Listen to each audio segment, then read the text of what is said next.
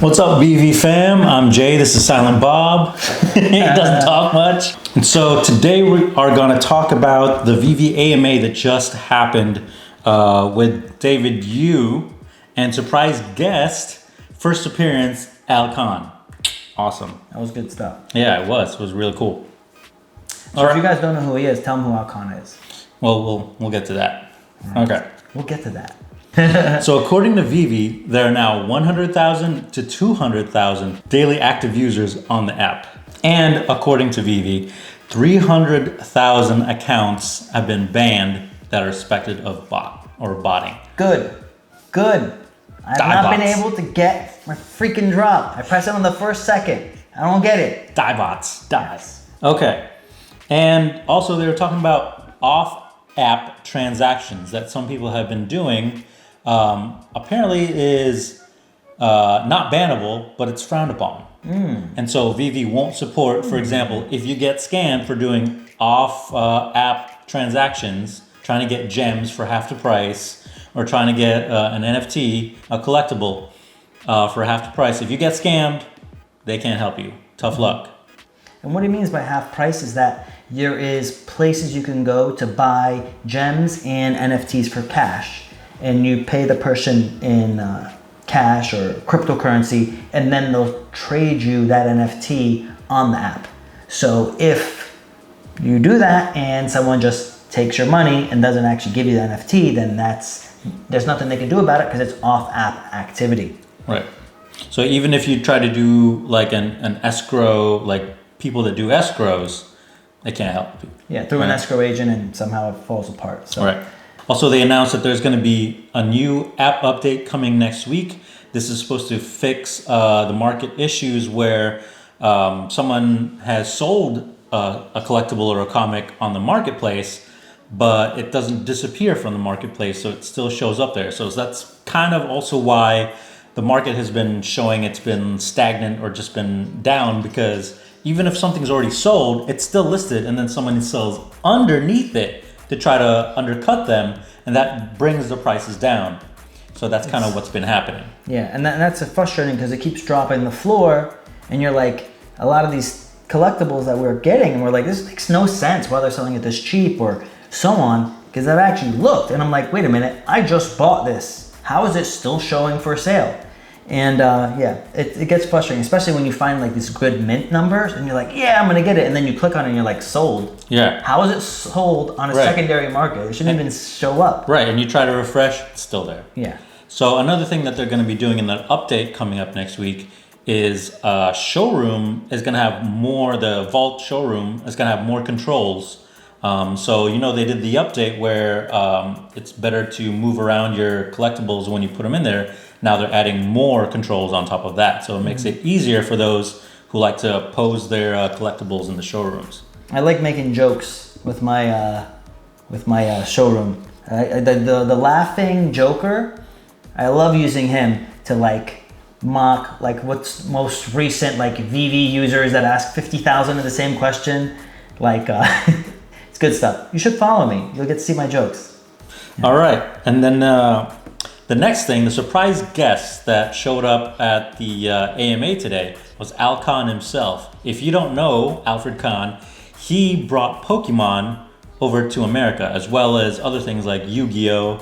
And other famous brands. So having him in Veve is a very good suspicion that we might have Pokemon. And in the AMA today, he even said, gotta catch 'em Al, or gotta catch 'em all, but he says gotta catch 'em Al because now it was his first appearance. Yeah. So, and he said gotta catch 'em now is what I heard. I heard now. Oh. So that was like, again, he brought Pokemon, which is gotta catch 'em all. He brought Yu-Gi-Oh! He brought, I think, Teenage Mutant Ninja Turtles to America, right? And his title is CMO, Chief Marketing Officer. And obviously, your marketing is you have usually connections. The guy has the connections. So we feel strongly that he's gonna bring on, and they actually said, the funny part was like, this is his Twitter, don't blow him up and ask him when. Like when is these things coming? Right. But for me, like I felt like some of the stuff they were saying was like cryptic. Like tongue-in-cheek type of thing, right? So kind of like, gotta catch him now. which for me feels like, what are you catching now? The only thing that would make sense is if you're following the depth of how a lot of these NFTs are working in these programs, is that you have these MCP points, and there's a lot of programs that offer something similar. So it makes me feel like buy everything you can buy now so you can be a top MSP point holder collector. So then you have the ability to get all these other things that are going to drop. Because they said the end of February, what's dropping is fire. He didn't say that. Other people said that. So I don't think Pokemon's coming in the end of February. I do feel that probably by the end of the year it's going to come. And to kind of like now get yourself ready for MCP points, get yourself in a position. And part two, I think they feel there's going to be a massive adoption of the app, which is going to cause all the current NFTs that are available to skyrocket in price. Right. And I'm bullish on that as well. I really feel when we have better adoption, MTL gets fixed and level 2 ETH gets fixed, like all those like things that are like makes people scared, right? I think that's gonna be a game changer for this app compared to everybody else. Also, they talked about Pili Fantasy that's going to be dropping this Sunday. Apparently, David Yu said that it's very popular in Asia, specifically China and Taiwan, and it's been going on for decades as a form of entertainment. And there's thousands of characters that have these dolls, these Pili Fantasy dolls, and they're limited editions too.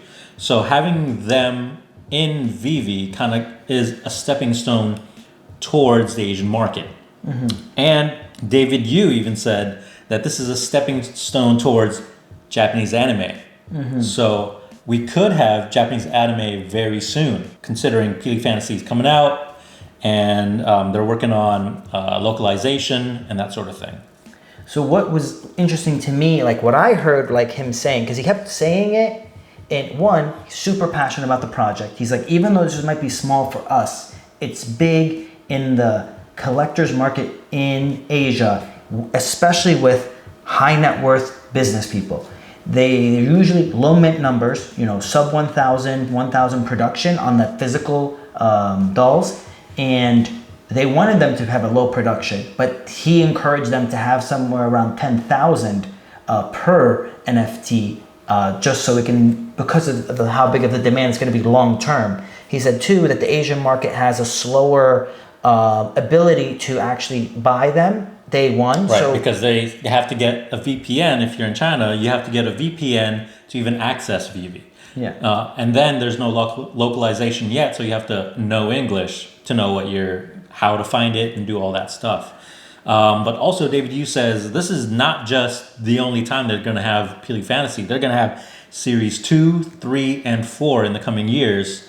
So Pili Fantasy has chosen Veve as their NFT market to bring their collectibles out. So thinking long term, Asia is going to be a big market, and they're looking at it that way. And what else he said that was interesting, he basically was like flat out saying, Edition 1 is going to be super important, and the Edition 1 is going to have very high value, some of the best, most sought after collectibles. And the secondary market is going to be very, he expects a lot of action there. So, and what's interesting to me is he kind of will touch on certain things, but he won't push too hard. But for me, I feel like he really was pushing that. I think kind of like almost like hinting to us, buy a lot, buy a lot, and you're going to be really happy later. And again, he didn't say it that clearly, but he was close. Like anymore, he would have been like, he was really pushing. He was really pushing like how big he thinks it's going to be. So for me, I was like, dang, I want to buy a lot. Like I'm gonna buy a lot. So again, this is kind of interesting because what are they like? They're like literally. They're like puppet strings. Yeah. String puppets. Yeah. So it's like So that's what the show is. So it's interesting, But the NFTs that they're bringing out it doesn't look exactly like the show, but it's modeled after it, and it looks like the costumes and their dress is like very colorful, very attractive looking, as a collectible to have in your showroom. Also, the Veve team announced that they're going to be more active on their YouTube channel, the Veve official on the YouTube channel. They're going to have a new video, a smaller video every 2 weeks, and then a larger team video once a month. So that way you get all the info. They're bringing the videos to make new users be more acclimated to the app. So people have been bugging Veve about being banned and they didn't do anything wrong. So that's a false positive ban because Veve is increasing their sensitivity towards bots, and sometimes it catches the wrong people, but they're saying they're working very hard to get people to KYC and get them back on. So what they clarified is that even if, for example, it's any way to give you a extra human advantage when you're trying to buy. So that involves any type of bots, any type of auto clickers, any type of program you set up to function repetitively for you. And even as something as simple as if you took your massage gun and you held it to your hand as you're trying to click, that is an inhuman advantage, right? It's not naturally you just pressing it. And that is to their system a trigger to register your account as using some type of bot. It's not technically the KYC that actually needs to be done to unban you. The thing is, most of these accounts do not require much registration to open it. So when you call for support, they don't know who you are and who owns the account if you didn't actually put in enough information. So in the KYC process, you'll put in your name, your address, your date of birth, all of your personal info. So then when they're trying to validate who you are to make sure that they're not giving, a wrong person, nefarious people, that was a big word, nefarious. So if nefarious people, to get access to your account, they're like, you need to set up, we strongly encourage everybody to do KYC. So if there's an issue, you send a copy of your passport or driver's license, and they can actually line up your ID with your account and then be able to help you resolve it quicker. There right now, the other thing that was actually interesting that they brought up that was like, you know what, that makes so much sense. The bot accounts obviously are doing everything with bots. But then when their account gets banned, they then have bots send 10,000 tickets in to resolve it. So they're like, not only the issue is if we're trying to block bots, but all of our tickets to unblock the accounts were getting sent by bots. So we're getting so many tickets, and there's not really a manner for us to differentiate of an account that didn't do KYC and is asking to get unbanned because it was a mistake, compared to a bot account that's also sending the same message to try to get unblocked. And they can't really determine without you doing the KYC to be able to validate your name, your address, your date of birth, your email address, and compare that to your issued IDs. So that was really makes so much, because I didn't think that far into it, right? And they said it's not exactly KYC, it's KYC-like. So it's not KYC itself, so don't get that wrong. There's also a new bot reporting channel on the Discord, on the Veve Discord, so you can report any suspicious activity, but it has to have evidence. You can't just, for example, if someone's putting 10 wallets, let's give you an example, on the market, you can't just be saying, hey, that's a bot. It has to be someone chatting with you, like direct message that says, hey, I'm selling you these bots, blah, blah, blah. So it's got to be direct evidence. Can't just be a suspicion of botting. That's tough though. Yeah. Because the thing is, I'll see a guy and it's annoying because he'll have like 10 items for sale. But then I think to myself, I own 10 of this one thing. I would never actually sell all 10 at one shot. That's for me, that's dumb. You're gonna kill your market price by flooding the market. But at the same time, even if someone did send you a message and say, I'm gonna sell you bots on Discord, how are you even gonna know what is their address and what their thing is on Veve? Yeah. So you got to be a real detective, get the evidence and send it. So Veve is still working on MCP, and also they're working on OMI to NFT. They said possibly at the end of Q2. They're thinking that a lot of the issues are going to get resolved through the MCP program, because if you see your MCP points, does not only give you points per day, which are tickets, We'll talk about the tickets in a little bit. But in addition to that, it will give you rankings. So you're going to be able to have class of rankings as a collector. So, you know, you have this many MCP points. You are this level of investor. So when you're transacting to people in the marketplace, you'll see a, let's just say, 5-star investor, collector. I look at these as investments, but they are collections. So you'll know that this person is more likely to be legit and not just some bot account.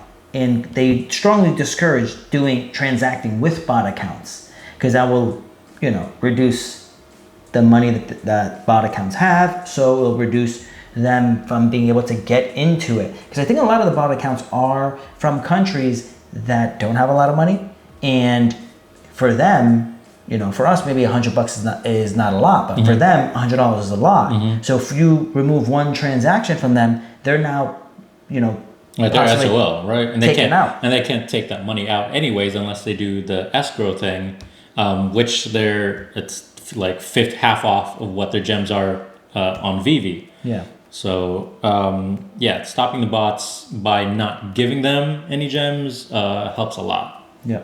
So let's talk about how do you want to talk about how MCP points are going to function, like for people? So using MCP points to pretty much buy raffle tickets. So that way a certain portion of the drop will be allocated to raffles. So that way people who are collectors, who've been collecting, will have a higher chance of getting something on the drop, as opposed to trying to fight it out at the second of the drop. This is how I think they're planning to run it. Because they also said something else regarding the new way they're going to be planning on having people be able to buy. So part one is, if you have a lot of MCP points, you basically, every MCP point is a raffle ticket. You can trade in, let's just say I get 600 MCP points per day. For the month, I have 18,000, right? And they're gonna come out with this Pokemon, right? And I really want a Pokemon NFT. So I'm gonna go and I'm gonna trade in all 18,000 of my MCP points. And out of the, say, 100,000 Pokemon that's available to get, 10,000 they're gonna put to the side and say, these are for people that they have to buy them, but this 10% you can get an opportunity to buy, and we're gonna raffle the opportunity for these people by using their MCP points. So out of the 100,000, 10,000 can be set aside for master collectors. Now I put in 18,000 tickets. I have 18,000 chances that I get picked to be one of the 10,000 people that can get one. Jazzu's gonna put in his 18,000 as well, and it's gonna be a raffle. At the end, they're gonna pick from the group who can get in, who can buy one, and they could be one of the 10,000 able to be buying those Pokemon collectibles. If you don't win, they're gonna give you back, I think they said 90% of the tickets that you turned in. Well, 90%, right. So if you don't win, you get 90% of your MCP points back. Yeah. But we don't know how much a raffle ticket will cost in MCP. So this is just like assuming one guesstimation for one. right now. Yeah, assuming one for one. The other thing that they said is interesting was regarding how they're planning to avoid or reduce the bot clicks, right? Because they said, look, people think that the amount of bots, there is a lot of bots out there, but roughly it's only 30% of total amount of people trying to click in, which for me, that sounds like too low. But that's what they said, 30%. And, but the way the solution that they have is that they're gonna be offering almost like a white labeling in a way, some accounts are like white labeled, but really what it is anyone who has an account is able to log into this wait room, and even playing field, does not regard your MCP points. And then who's in the waiting room, there's going to be a randomly selection of who is actually going to be permitted to buy. So just say 30,000 comic books available. They're in the room. 1 million people go in to try to get one. Randomly selected these are the 30,000 that are going to have permission to watch. Well, technically, actually, probably 27,000 because 10% is going to be put away for the people who are using MCP points to get a second chance to buy in on that collection. So, did you understand it any different than how I was understanding it? I don't remember that part at all. You don't? Well, No. bam! There you go. I don't remember that part at all. Yeah. No, I remember I remember them saying that they cancel out 30% of the clicks. That for the drops they cancel out 30% because those fast clicks, I guess, are likely to be bots or That's bot why clicks. they cancel out my clicks because I'm just for too real. fast. I'm too fast.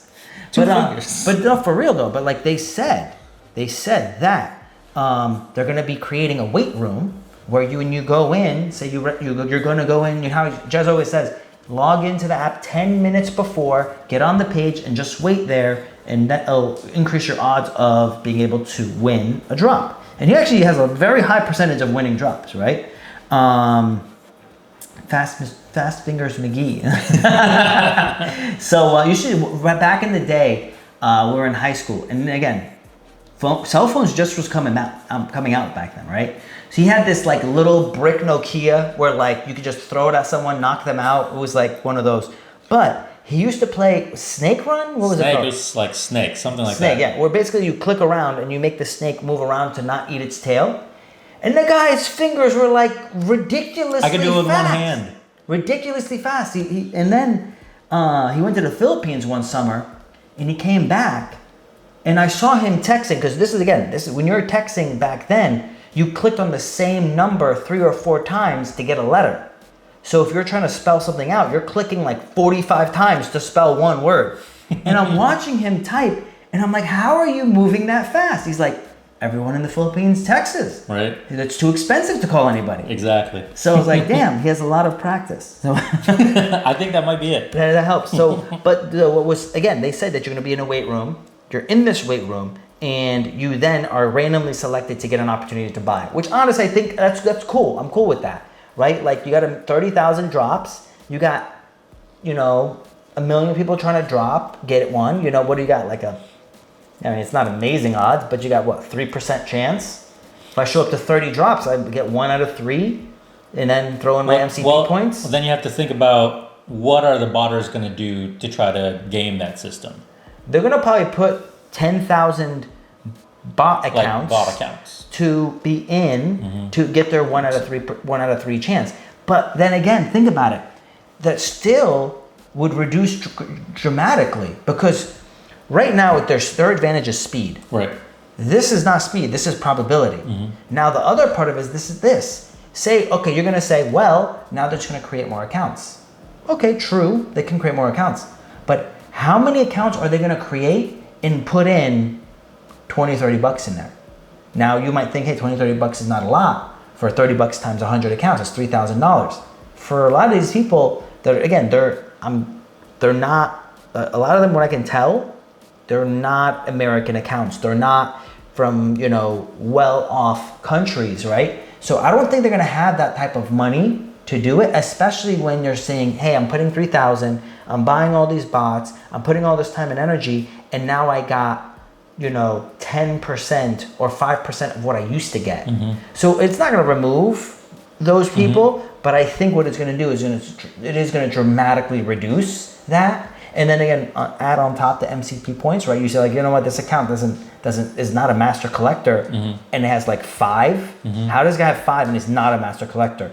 You know what? Something's sus, right? I don't know if I want to work with this person. So, I think as the app matures, the clout of each person's account and how because they said they're going to have rankings for MCP collectors. And then they're going to have badges to show on your profile or on your picture that you're a certain level. So you might have a better chance selling your collection if you have that clout. And I think honestly, I was thinking about it. I was like, I think that even not only that, I think people would pay more to buy a. So all right. So I'm not new to collecting, right? I've been a geek. Before it was popular, okay? I want to tell you that. Before it was popular, we were collecting Pokemon cards and people were not nice to us. But it worked out in our favor. So back in the day, the store you bought your collectible from also determined how much you paid for it. If you went to a cheap comic book store, you could get something really good at a cheaper price than if you went to the premium store, right? It's the same thing now. If you go to like, you know, the nice mall and the not nice mall, you're getting the same stuff for different prices. So I think on Veve, like once they said that, immediately I said like, you know what, if I have a high MCP point with a high like, you know, badge, people are gonna pay more for my stuff because they're like, oh, I'm buying it from the master collector and he has some premium stuff. I do think there's gonna be a factor of either, and again, I own a lot of rental properties too, where when you have something and it's delivered in a certain way, sometimes you get more money for it, or sometimes you get it sold or rented faster.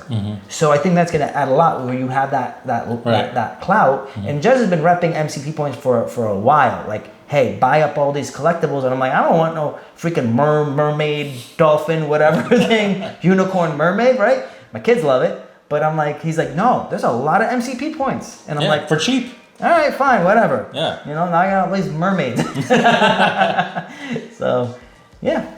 And I think they even touched on it when we'll get back to it. When we're talking about how to grade your NFTs or how to grade your collectible, considering digital assets don't degrade over time. So the mint number matters. And also they said, now that your collectibles are printed on the blockchain, on IMX, then there's that you can track who previously owned it. So if, for example, if David Yu sold his own collectible and then you could say, this was David Yu's, I bought it from him, that makes that even more valuable than a regular something you bought from the marketplace. And you know, so David mentioned this in another interview he did where he's planning to somehow figure out a way where you can add wear and tear to the collectibles in comic books. Like if you read the comic book, every time you read it, it degraded it some type of way. Where he's like, that's something I'm interested in trying to figure a way out to do, or if you played with your NFT. Now, today our NFTs aren't that interactive. I mean, some of them are where they, you know, are the Storm or the Spider-Man, they do their moves, or Captain America. And if the more times you make it do the move, if it's worth less because you played with it. Because David has a concept, he's a real world collector as well. And he said, I have a thing of threes. I buy 3 of the same thing. 1 to play with, 1 to keep, and 1 to trade. So there could be that. And there could be, I was thinking when he mentioned that, is that, say, you know how there's some people out there that are like literally flipping these things? They're not real collectors, they're just flippers. Right.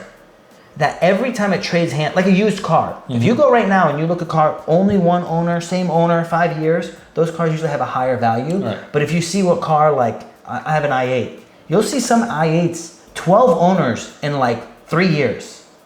People don't want to buy those cars because you're like, each owner bought it, beat it up for 3 months, and flipped it to the next guy, you know, or there's something wrong with it. So I think also there's going to be a value for collectibles that if you bought it at the drop and you held it for 20 years, just like those, you know, Charizards, their value, that is a mint to say, this is my mint.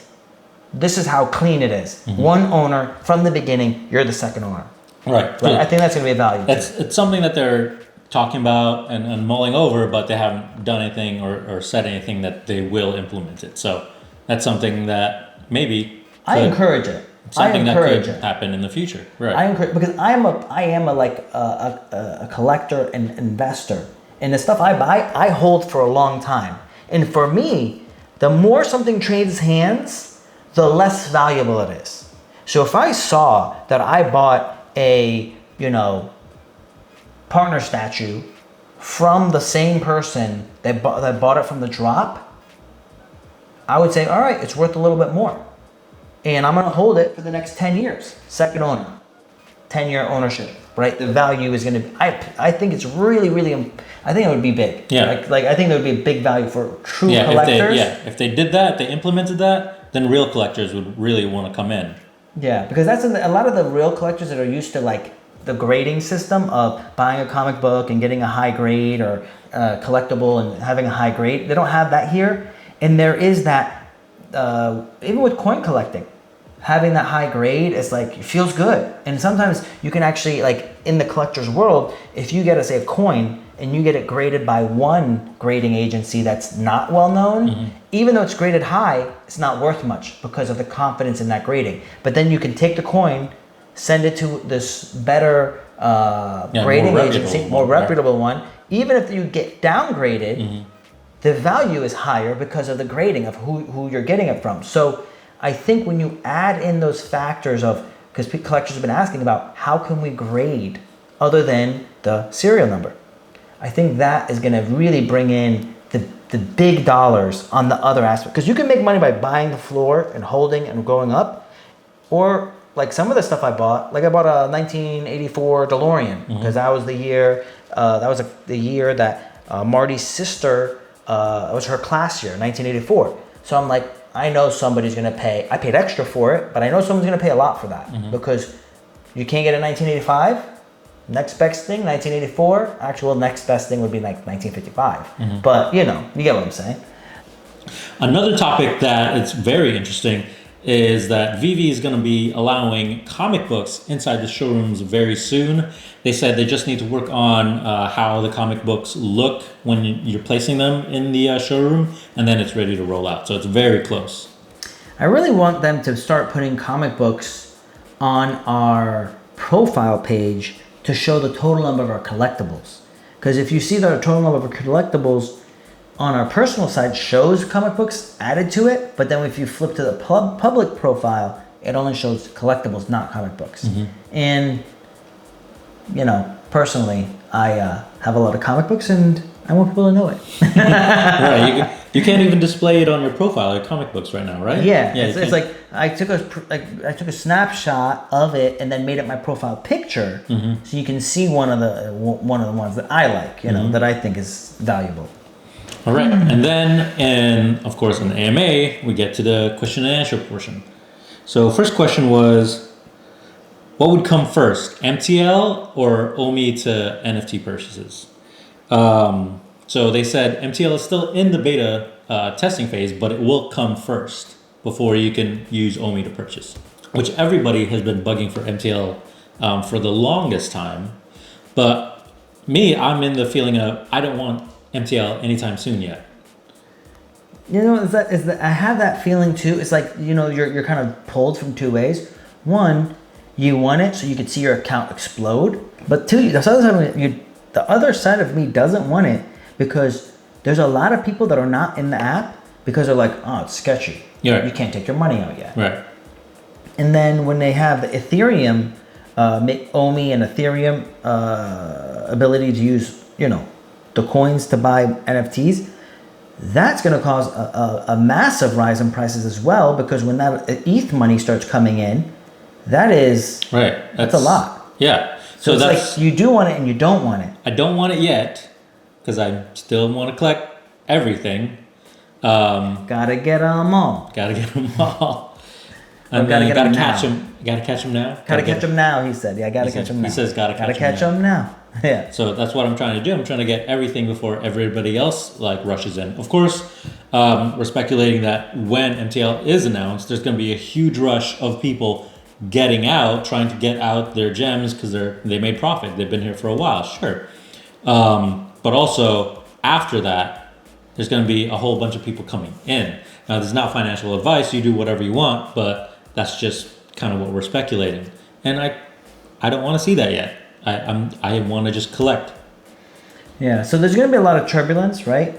There's going to be, at the time, a lot of turbulence. Because again, there's going to be probably a massive amount of people leaving because they want to take their cash out. That's what I think is going to happen, just because they want to feel like the fact that, they have their money. But then after a while, they'll be like, well, what am I going to do with these money? And then they're going to start seeing new people come in. They're going to be like, oh, I can put money in and take money out now. Then they're going to start putting money in. People are going to start seeing all of these NFTs go up in price. And then everyone else is going to start flooding back in, causing it to go up even more because they're like, oh, FOMO. And then the new people will be like, whoa, everything I just bought just went up a whole bunch. FOMO more in because I'm like, I want to ride this wave. So I think like there is going to be a lot of turbulence, but net, I personally feel that it's good for me to invest more. When there's blood in the water, go scoop them up. So, but again, I'm looking at it like this. I'm looking again, net, in the end of this year, I believe that my account should be the NFTs that I purchased should be significantly higher than what I bought them at the beginning of the year. Based off of the trend shows that there's going to be 6 to 10 million new users. There's only so many NFTs, so many first editions and first appearances that you're going to want to scoop them up, right? So it's really exciting times because again, it's like, man, I wanted to go up, but no, not yet. You know what I mean? Like it's like pulls you. It's exciting. It's exciting. And then someone else asked, why is there not a limit on how many you can purchase on the drops to try to stop the bots? But apparently they do have a limit for, apparently if it's a secret rare, then you can only have one. And if it's a common, they're still limited. You can have more, but they didn't say what that limit would be. So as far as bots getting all the secret rares is not a probability, not a high probability. And I don't know, man. I part of me is like, with comic books, they're all like $7 roughly. I wouldn't mind if they divided comic books into the different variant covers, different prices.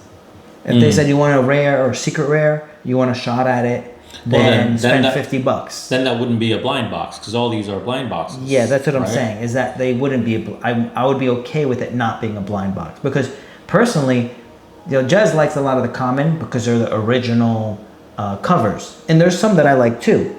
But for a while, I was buying all of the rares. I found it just more appealing to buy the Spider-Man and Fantastic Four edition 1, and it was the rare has all the characters in color, but the background's black and white. I found those appealing, so I actually bought every comic that was like that. And for a while, they didn't really move up, but then after a point, they hit and they moved up a lot.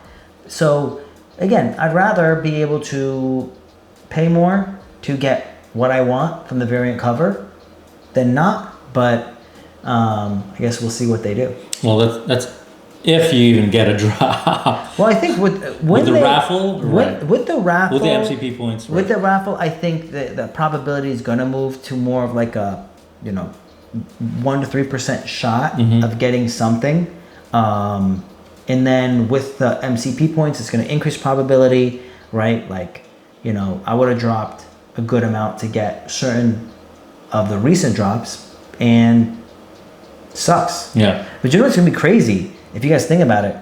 When they have the MCP, they said your MCP points have been calculating since the beginning. So people that have been collecting like for the longest yeah. Right. They're gonna bam. Right. You have 1 million MCP points, right? Well, that's something we don't know yet until release. I don't know because after they said every 6 months those expire and then you'll rack up new ones. So I don't know if that 6-month system will count towards the previous points. Yeah, like how far back are they going to count? Right.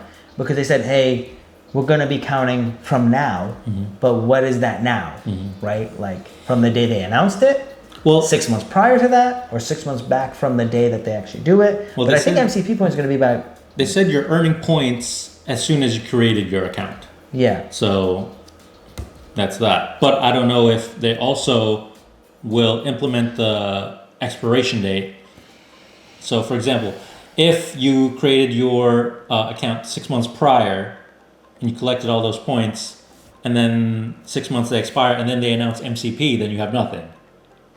Yeah. So I don't. That would be. We don't know. I don't think it would be nothing because you're not. You would still have something. Right. Because you're. You'll just start back at 0 and then collect the daily again. Your whatever. So, if you look at this as a timeline, right, and you say this is 6 months ago and this is today, these are the points that are actually accumulating in your account.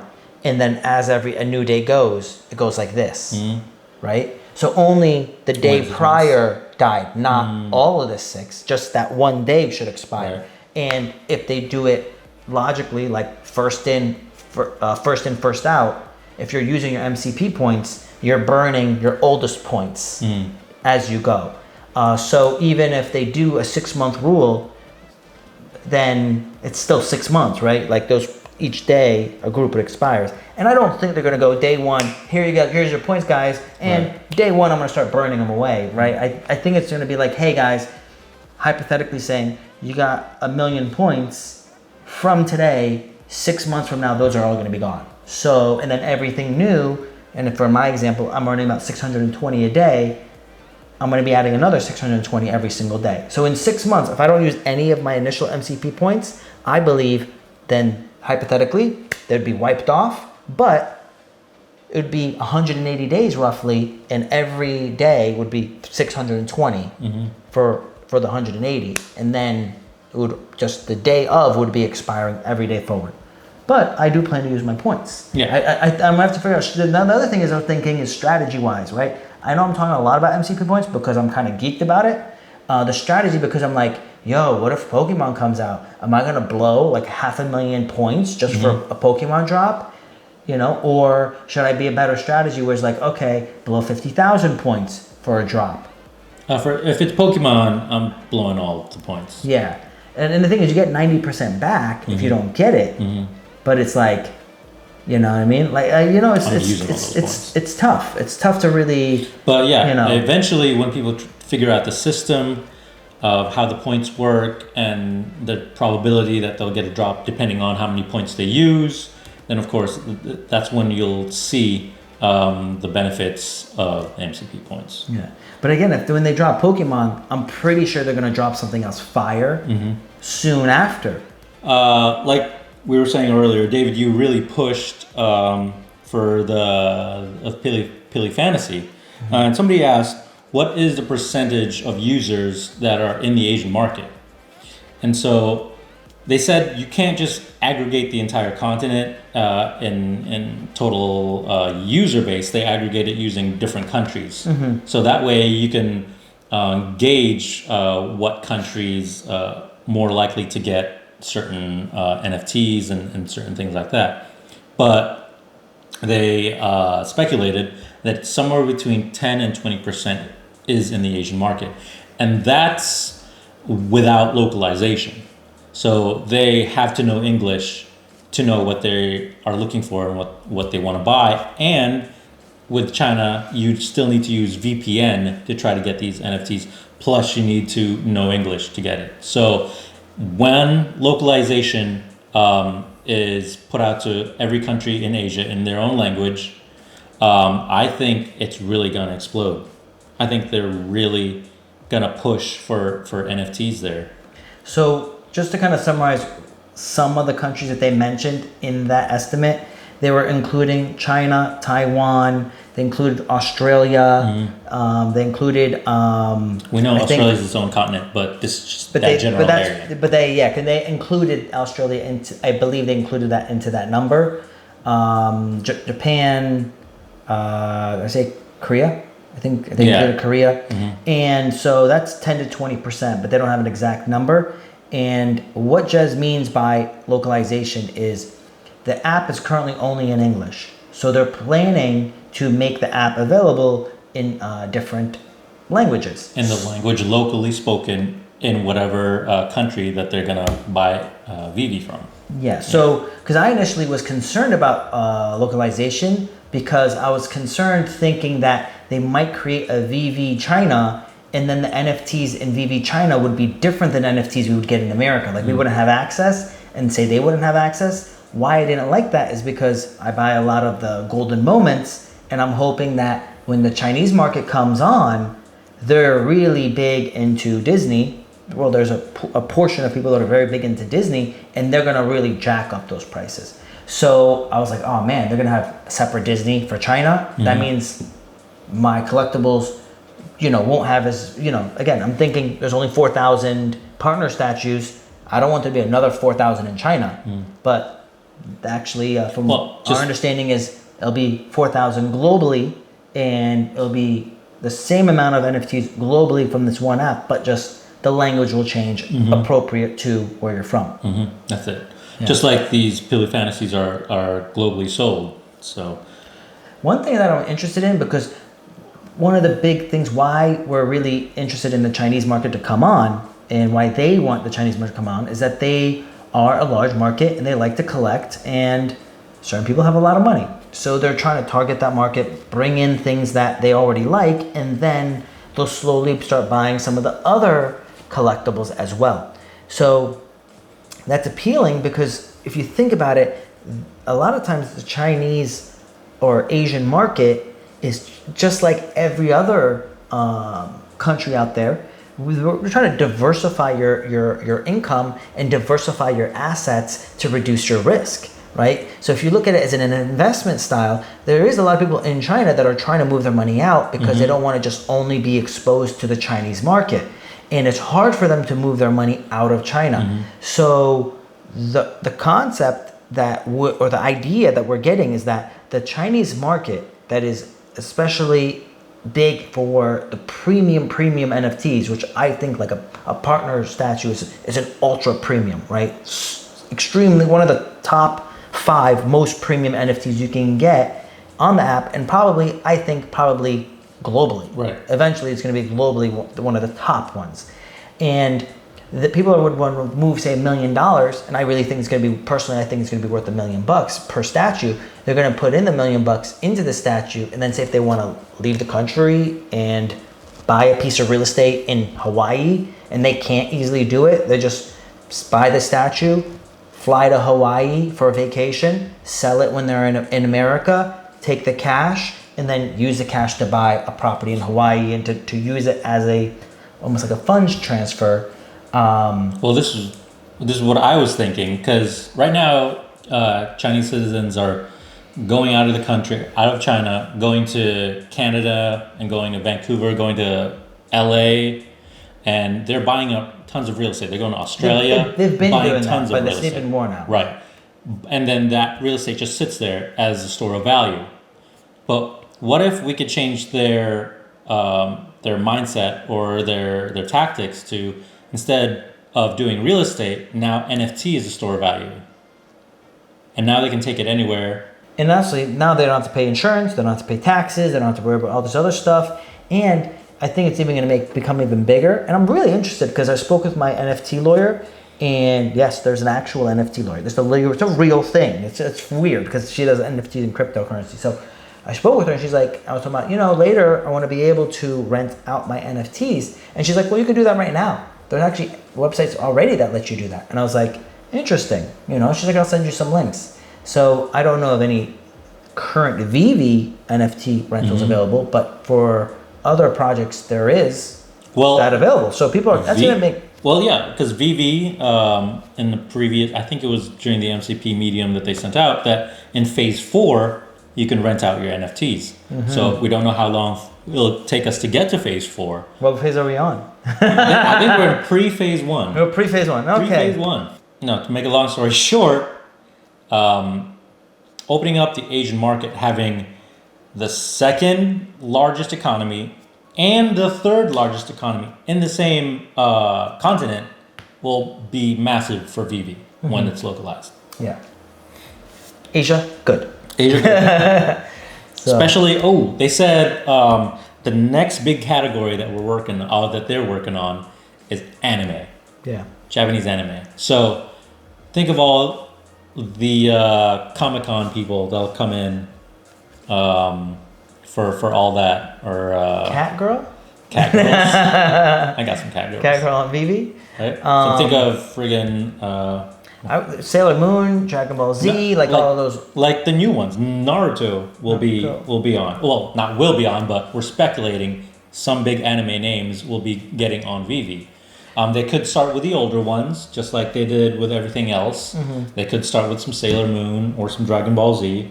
Yeah. But anime is definitely a vertical that they're working on. And the one thing I've been noticing is that they try to pick things that are on Netflix or that are Disney Plus, like shows that are actually on and playing now, or movies that are just about to come out, or something that's going to come soon. So they're like, and that's why a lot of these things we're looking at, like some of the comic books are coming out with, they were like, they just came out with this, so maybe they're going to come out with a movie soon. Right. So there's like it feels like they're. It's like Disney or Marvel is really using Veve as a test bed for desirability of these certain characters, and also an introduction to the general populace to these characters. So it's like a form of like NFTs, or the marketplace is a new form of advertisement now, right? Yeah, because the physical collectible market went up when NFT popularity went up, where that's why it's interesting, because a lot of the physical collectible stores kind of talk crap about NFTs, and I think it's because they're afraid of losing business to the NFT market. But the NFT market is actually bringing people that have never collected comic books or collectibles to the actual store, and are buying now because they own the NFT version. They want, like, oh, I have the NFT of this. I want the physical one as well to go along with it. And someone was even saying that or was it you that said that they could partner, maybe they can, if they sell their NFT, a utility of it can be they get the physical one as well. So they're working right now on creating physical collectibles that come with an NFT. And then the NFT and the physical collectible can interact. You can play together with them. So it's kind of cool that I don't know, this is sick. It's cool times. And why I like this is, another reason is, again, obviously I feel like you're gonna make a lot of money doing this being new. But on top of that, the whole NFT and I believe the AR space is gonna be huge. The metaverse is gonna have its place and the VR is gonna have its place, but I think AR is gonna be way bigger. And by being into this space for fun, and we're watching what's happening and how this space is resolving real world problems with NFTs and AR, that we will be in front row to see how it's going to really play out in the real world and other applications. And then if we're focused and we're conscious of what's happening, we're really being present of what's going on, we can see opportunities in the real world where we could take AR and all the skills we're learning in the NFT space to financially benefit in other spaces as well, where somehow NFTs and is going to help the health sector or finance sector, and we have those skills because we spent so much energy having fun with it. We can now bring it over to help resolve other real world problems. So that's exciting too as well, because I think it's going to be big. Not financial advice, we're not your dad. Yeah. Another great vertical that Veve's looking into, and they said it'll come out sometime this year, is sports. Yeah. And I was like trying to think. I know the NBA already has their thing, right? There's Top Shots, I think, and then Top Sports Cards. I don't know if Top Sport Cards and Top Shots are the same thing, but Top Sport Cards have their own NFTs. I think NHL has their own. So I'm like, NBA has, I think, something too. So I'm thinking, what's left? Like, really, what is left? Is it hockey? Is it football? Well, it might not even be. For example, they can, and like the NFL or the NHL or the NBA can probably license certain things to Veve. And then, like I said before, these NFTs can be used for marketing now. So it doesn't have to be specifically only this for this industry, but maybe as a form of marketing, they can use Veve to, I don't know, the new... Like a specialty line. Right, something. I don't know, man. I don't know if I like it. I like exclusivity, right? I really dig it. Like, one of the things that I'm like interested in is that how like it feels like, and again, no one said this, but it feels like Disney and Marvel is exclusive to Veve.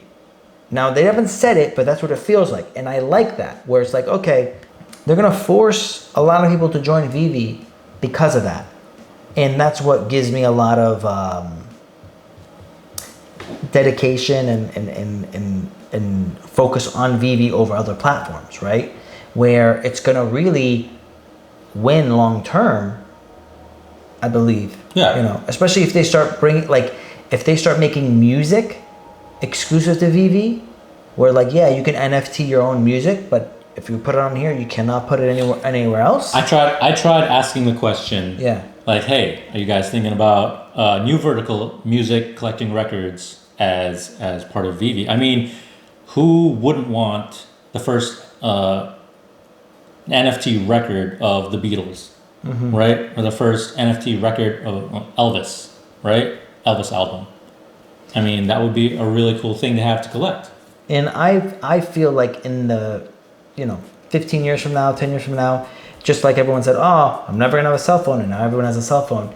I think everyone's gonna have AR glasses. We're gonna walk around wearing these glasses. We're gonna see NFTs everywhere, and you're gonna come to my house and you're gonna see a crate on the floor, and you're gonna flip through it, and you're gonna see, oh wow, look at all these comic books. You could pull it out, and because you have AR glasses, you can read it. You're gonna go to, a spot in my house, and you're gonna see another crate or a wall of vinyls, and you're gonna flip through, and you're like, oh man, here's an original DMX, Flesh of My Flesh, Blood of My Blood, on vinyl, blah, blah, blah.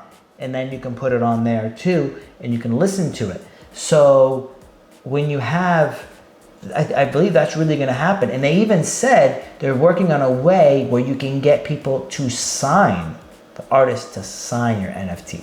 So that's really cool to see how they're gonna do that. Right. How are you gonna sign the comic book? Like what's the deal? Do I pay extra? I don't know. But again, it's exciting. Veve also said that they're working on a glossary for terminologies, like for example, what an FA is and what an FE is, because there seems to be some confusion of what exactly they mean by those terms. So it might be easier to have a conversation and engage your NFT when you actually know what those terminologies mean. So Veve is working to get that glossary up and running. I've seen people that know the difference, and they still choose to argue which is better, FA or FE. And I'm like, I don't think that glossary is really going to fix the argument of FA is better, FE is better. Right? And to end this video, Veve announced that there's going to be 3 comic drops next week with Black characters to commemorate and to celebrate Black History Month. And some of them are going to be FA. So we don't know which characters that's going to be. That's going to be FA. We haven't seen any Black Panther stuff. Black Panther? You sure? Is there a Black Panther collectible? I don't know. I mean, like, not a collectible, but a comic. Is there a Black Panther comic? I don't think I saw a Black Panther comic. The first ever Black Panther? I haven't seen an FA Black Panther, and we have a lot of Marvel action figure collectibles. So I haven't seen a Black Panther. I haven't seen a Black Panther. I haven't seen any of the Black Panther stuff. And you know what they did? Remember you said they came out with Storm, because Storm is possibly gonna be into the next Black Panther movie. Right. So that people are talking about that. So what if they got Storm? They came out a couple months ago. Now they're coming out with all the Black Panther crew. You can collect those collectibles. I mean, there's still a ton of other characters in X-Men. That'd be cool as an FA. Like that was a real hype character to buy, right? Well, maybe they plan to save it for let's release that for Black History Month. Maybe that's why they waited. It's a good marketing thing again, right? Also, at the end, they said that end of February is going to be spicy, super spicy. I don't know what that means. Because they're already coming out with CoverGirl, and CoverGirl, they look pretty spicy. So we don't know exactly what super spicy means. I don't know if that pertains to a character, or another collectible or a comic, or it could be a new vertical, a new type of collectible, or a new type of something to collect. That's spicy. Yeah, it's interesting. It's because I'm trying to think. Spicy? What is spicy? What is the essence of spice? Yeah, are they meaning really attractive NFTs? Wait a minute. Are they meaning literally a fire-based Spice. like fire-based character. Like, but then that's Is it already one of came those? out. Is it one of those anime like mangas where with the food cooking types? Is it Star Wars Han Solo Spice Runner comic spicy? I don't know. We don't know. I'm thinking like when I'm thinking they meant spicy. And again, just because I already have CoverGirl Run 2 is coming out, right? Series 2 of Tool CoverGirl is coming out now. When they say spicy, super spicy, I'm thinking like Princess Leia in the chains NFT, and she's wearing that like bathing suit type of spicy. I was thinking that's what they meant, like that type of. And I don't know if that's because Dune, they mine spice. Could that be spicy? Could they have Dune coming up? I don't know. Yeah, but that's not really that. I don't know. I don't know. That's not the best. They said play spice. on words. It's spice. It's spicy. Yeah. I don't know, man. Yeah. We'll see. You're like, I can't sleep. You're staying up at night. You're like, spice. What could they have meant? Super spicy. What does that even mean? All right, guys. And that's the end of the video. Remember to subscribe and like and share and come back to our next video. We like doing these long form talks because we always just talk amongst ourselves, sitting in the living room, talking about Veve. And I'm like, you know what? Let's make a video. And if you have anything, this is some really good insight that we're talking about. I agree with that. And a lot of their stuff is like, so earlier he was like, shut up. And I'm like, she's like, don't say anything else. Like, save it for the video. Right. Because, Good it's content. just good content, best the first time. But if there's anything specific you want us to talk about, leave it in the comment section. If there's certain things you want us to go over, like analyze MCP points, how to maximize MCP points, how to get drops maybe a little bit better. How to get drops, different ways you can play the game and layer your account. Market analysis, charts. We actually have done pretty good of calling certain things that were going to drop, meaning in the sense of they were going to go down in price, and then we checked it a week later, like, yep, it went down. And we've done pretty good at calling when things are going to go up and when things are about to go up, where they've been dropping and now they're about to go up. So, but for those things, I'm thinking we can maybe do videos to show people how to do it. But at the same time, if they want like